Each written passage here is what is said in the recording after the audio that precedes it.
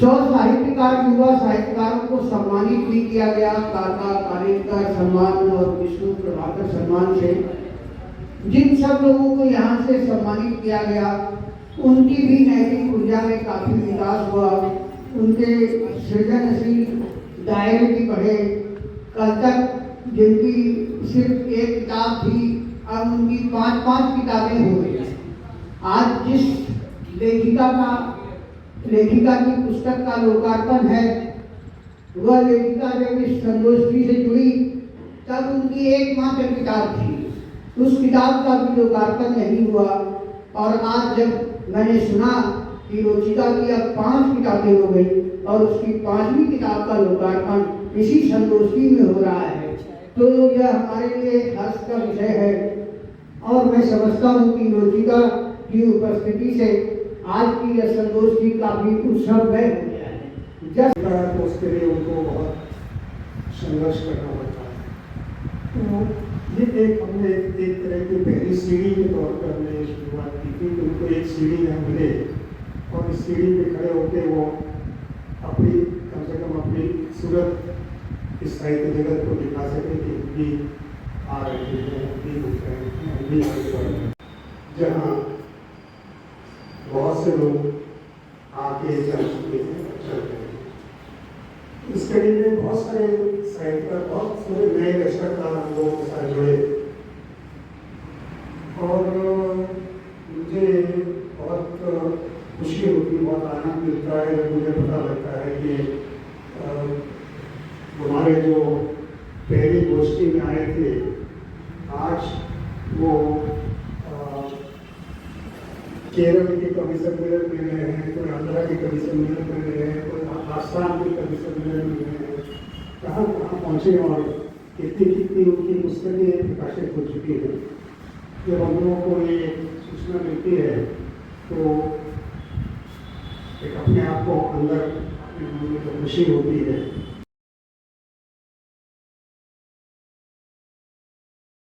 Science की विद्यार्थी रही हैं, बावजूद इसके साहित्य के क्षेत्र में उन्होंने जो अपना स्थान बनाया है वो काबिले तारीफ है।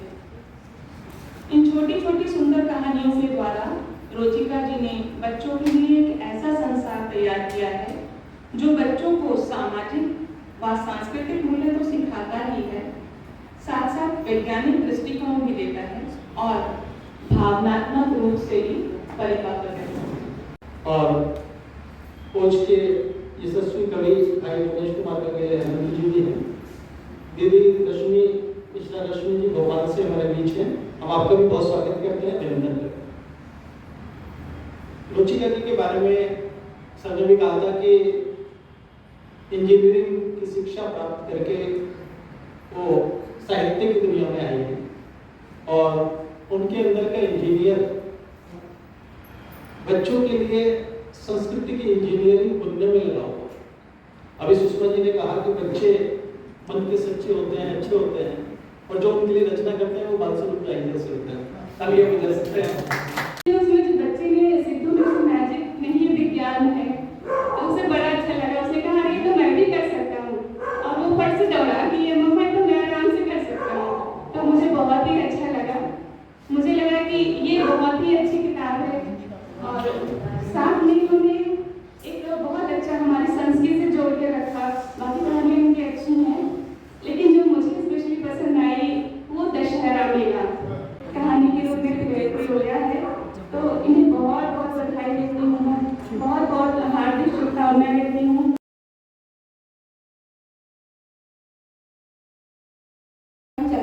रचनाएं बहुत कम, पत्रिकाएं तो लगभग बंद हो चुकी हैं और वैसे बाल साहित्य पर पुस्तकें भी बहुत कम निकल रही हैं और एक और आज समाज में जो स्थिति है उस स्थिति में बच्चे कैसे पल रहे हैं उसके बारे में सोचे तो ऐसी स्थिति है कि माँ बाप नौकरी में लगे रहते हैं, बच्चों के लिए समय नहीं दे पाते हैं, वे तो विकृत मानसिकता से जूझ रहे हैं।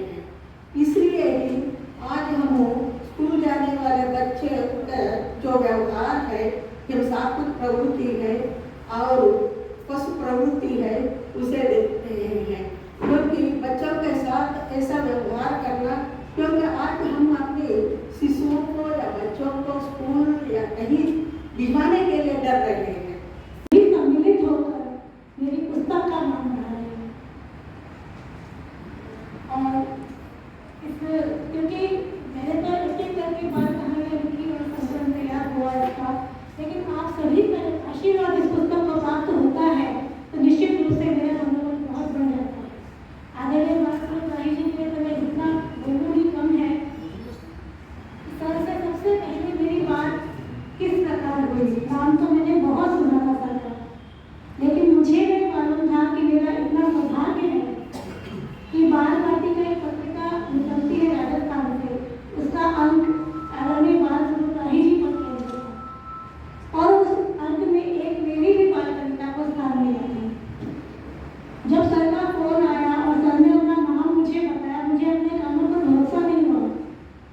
तो मैं बाल सुब्रताही बोल रहा हूँ और तुम्हारी कविता मुझे बहुत अच्छी लगी, मैं इसलिए फोन कर रहा हूँ। तेजी से एक तो ये संग्रह आया है, एक इनका अभी संग्रह प्रकाशन विभाग में पेंडिंग है जो आने वाला है, एक अभी जयपुर से और इनका एक संग्रह आने वाला है स्वीकृत हुई है पुस्तक। मतलब यहाँ से आपने जो शुरुआत जिसकी की है तो वो अब मतलब तूफान मचा जलजला कायम किए हुए है और लगातार ये इतना सारा काम कर रही है बाल साहित्य के क्षेत्र में। और मुझे बड़ा खुशी होती है, कानपुर के बाल साहित्यकार राष्ट्रबंधु जी ने मुझे जब कहा कि रजनीकांत जी आप बच्चों को पढ़ाते हैं और बच्चों से आपका सीधा संबंध है तो आप बच्चों के लिए लिखिए। आकर खिसकोगे या चुप जाओगे, मेरे मन की बात सुनोगे, अपनापन भी दिखलाओगे, दोस्त भी तुम बन पाओगे, दोस्त भी तुम बन पाओगे। पथरीले कंकरीले पथ पर संग संग मेरे साथ चलोगे और जब जब कठिन परीक्षा होगी छाता बनकर तन जाओगे, दोस्त भी तुम बन पाओगे, दोस्त भी तुम बन पाओगे। सुख दुख तो आते जाते मौसम रंग बदलते हैं, जो सच्चे सुचिंतक होते मंद पवन से बहते हैं। क्या कुछ ऐसा कर पाओगे, क्या कुछ ऐसा कर पाओगे, दोस्त भी तुम बन पाओगे। स्वार्थ सिद्धि से ऊपर उठकर एक दूसरे के लिए जिएंगे, जिस पथ पर तुम बढ़े चलोगे वहां मेरे सुल्तान मिलेंगे। मेरी कमियां मुझे गिनवा पाओगे, दोस्त भी तुम बन पाओगे, दोस्त भी तुम बन पाओगे। और यहाँ पे यमुना से संगम हो रहा है। हिंदी अपने आप में खुद ही गंगा है और आप सरस्वती पुत्री के रूप में यहाँ पर त्रिवेणी का निर्माण हो रहा है। एक बार उस त्रिवेणी के नाम में आपका तालियां अपनी आनी चाहिए। और कोटा की बात आपने की तो कोटा से एक संबंध मेरा भी जुड़ रहा है। आप खुद समझ लेना उस संबंध को। मेरी पत्नी की जो बड़ी बहन है वो कोटा में ब्याही थी और अभी कोटा से मेरे पास में कुछ आया है, चाल लाइन मैं कहना चाहता हूँ आपके नाम पर, उसके बारे में जोड़ूंगा, थोड़ा जोड़ने की कोशिश अभी कर रहा हूँ। स्वामी शारदा जी की लाइन है कि बचपन में तुलसी की छटा लगती है, रोज का कोटा से लाइन कि बचपन से तुलसी की छटा लगती है और यौवन में सावन की छटा दिखती है और जो शक्ति में अवतार है नौ दुर्गा का तो भक्ति में शिव की जटा लगती है। स्टिंग ऑपरेशन, वह स्टिंग की सीढ़ी थी, असली या नकली कोई नहीं जानता था। अगली छुट्टी नहीं देगा, उसे क्या पता आजकल शिक्षकों के कच्चे बयान फटे रहते हैं। और क्या जी, और वो तो खासकर में कहता था पेपरमेंट कर देगा, अभी तक तो न किया। पेपरमेंट नहीं भाग्यवान, प्रखर सूर्य अगणित प्रखर संचरित किरण समर्पित है हमारे सभी काव्य शिल्पियों को जो यहाँ पर उपस्थित हैं। ये है काव्य जगत के प्रखर सूर्य अगणित प्रखर संचरित किरण, दैदीप्यमान यह मंच रहे, दैदीप्यमान यह मंच रहे। मोटे लाला बिलबिले हंसते हैं तो तोंद हिले, जहां कहीं थम जाते हैं उसी जगह जम जाते हैं। खूब मजे से भरते पेट और वहीं पर जाते लेट, खूब मजे से भरते पेट और वहीं पर जाते लेट। खाते खाना पूरे मन से लड्डू बर्फी और समोसे, खाते खाना पूरे मन से लड्डू बर्फी और समोसे, तेज भागना पड़ जाए, लाला जी तब घबराएं, एक जगह बैठे रहते, खाते पीते खुश रहते। अरे ये क्या, तूने अभी तक एक भी सम सॉल्व नहीं किया? मेरे जाते ही इस ड्राइव को बनाने में मस्त हो गया। तेरी पढ़ाई हो या घर का कामकाज हो, सारी जिम्मेदारी मेरी ही तो है। तेरे पापा को तो ऑफिस से आकर लैपटॉप पर चेस खेलने से ही फुर्सत नहीं है। कभी नहीं सोचते कि मैं भी तो सारा दिन ऑफिस में खटकर ही आती हूँ। भला यह क्या बात हुई कि तेरी पढ़ाई पर भी ध्यान नहीं देते? कम से कम शाम को तो देख लिया करें। अनुज झुंझला भी रही थी और खाना भी परोसने की तैयारी भी करती जा रही थी। दादी अम्मा तो दादी अम्मा दे दो चुम्मा चुम्मा, दादी अम्मा तो दादी अम्मा, तेरी गोद झूला झूलते, तेरी गोद झूला झूल झूलते, खुशी से जुम अंगूठा चूसते, दादी अम्मा तो दादी अम्मा, दादी अम्मा तो दादी अम्मा। कि मेरा तो नाम ही बाल स्वरूप है, इसलिए बाल साहित्य से मेरा जुड़ना बहुत स्वाभाविक हो जाता है। और फिर एक मेरा एक शेर बहुत लोकप्रिय है, संदर्भ में बच्चों के लिए मेरे मन में क्या स्थिति है, एक शेर में आता है, लोग पसंद करते हैं उसे। शेर है कि खौफ या लालच मुझे आदमी झुका सकते नहीं। खौफ आदमी दो ही कारणों से झुकता है, या भय के कारण या लालच के कारण। तो मैंने कहा कि खौफ या लालच मुझे हरगिज़ झुका सकते नहीं। लेकिन ऐसा तो नहीं कि मैं झुकूंगा ही नहीं, कोई आदमी ऐसा तो हो नहीं सकता। तो मैंने कहा कि खौफ या लालच मुझे हरगिज़ झुका सकते नहीं, मैं झुकूंगा गोद में बच्चा उठाने के लिए।